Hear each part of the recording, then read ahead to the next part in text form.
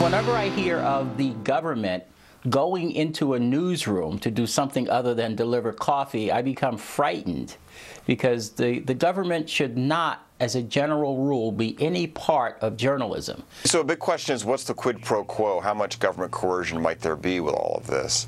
Is the government trying to ultimately dictate speech and dictate how journalists are supposed to do their jobs? And it doesn't matter what your political stripe might be, that's just not a good idea, especially when you have such a competitive communications landscape.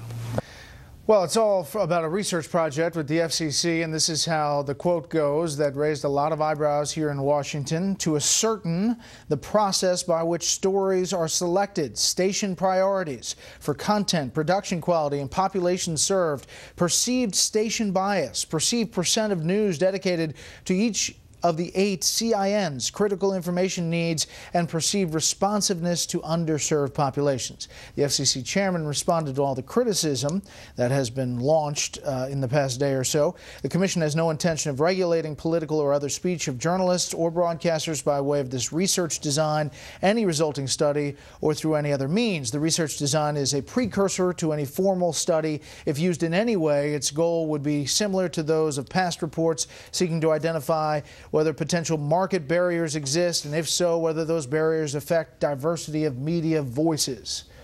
Okay, back with the panel. Charles, interpretation? If government were to bring any coffee into Fox, I'd get a taster before I would touch it. Look, this is, I mean, as if the IRS and the EPA and the NLRB haven't done enough damage. The FCC now has to trample on what rights are remaining. This is an outrage disguised as a study. The FCC regulates the media, and it has the power to remove your license, meaning to ruin you overnight. So any questions it asks is never innocent. And what is it asking about critical information needs? Who decides what's a critical information need? The critical information need is a concept that you have in Kiev or in Moscow. You don't have it in the United States. Everyone decides on his own. The idea that we don't have enough diversity in the media of the United States, there are more media today than any in the history of mankind, including cave drawings. This is absolutely an outrage. And what the House of Representatives ought to do tomorrow is to pass a law withholding every penny from any such study now or evermore. Nina. And I need to correct Charles. It's actually CIN, critical information needs, if you read the full report, which is full of acronyms just like this. I mean, this would be funny if it wasn't scary. They're literally going to train government bureaucrats to come in and try and talk to news professionals about how they do their jobs. Sound familiar? Obamacare? They are going to ask things like, what's your news philosophy?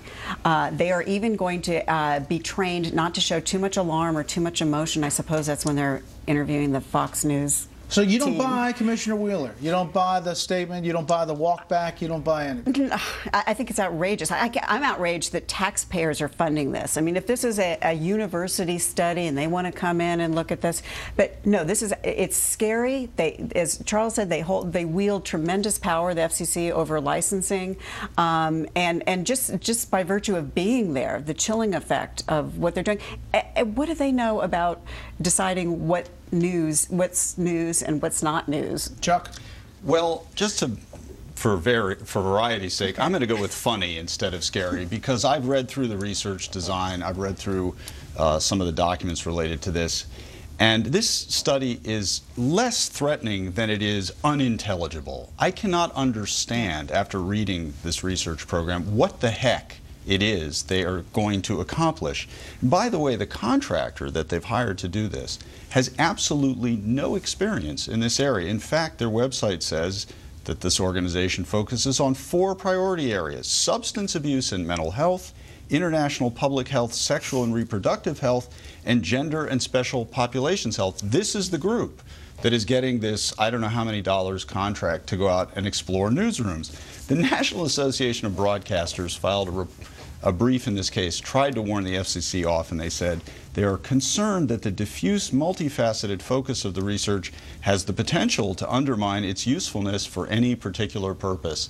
I would say that's the real danger here. Incompetence and incoherence don't get you off the hook. This is not funny.